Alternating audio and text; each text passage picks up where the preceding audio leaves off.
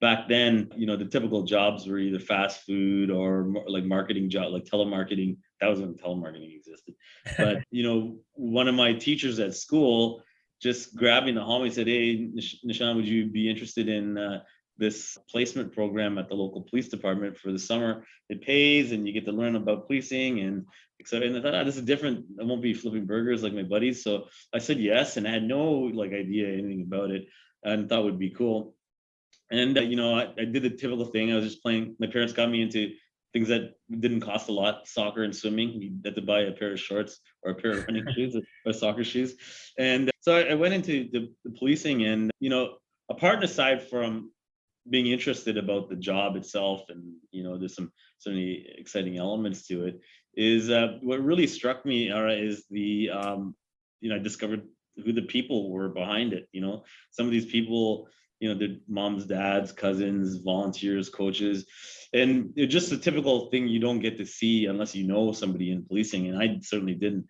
And they were really kind to me. Like, at the time my dad took ill, and they would pick me up, drop me off to work, and then I'd start like, I probably nagged them, like I bugged them, I think probably even after my program while I was in high school, because at Christmas Amma would bake like a tray of like chicken and biryani rice. Would drop it off at the division for them on Christmas Day and things like that.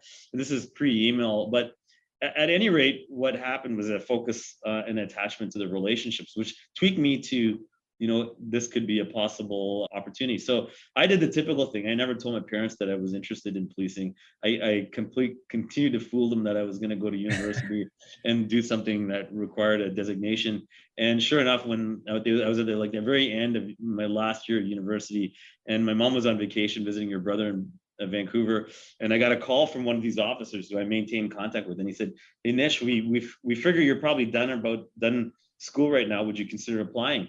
We're doing a huge hiring push." So I applied, and sure enough, by the time she got back, I already had my first interview scheduled, and she wasn't very happy, to say the least. But hey, listen, that was how I got into policing, and now 26 years later, all my family at that point were like, "This guy's crazy. What's he doing?"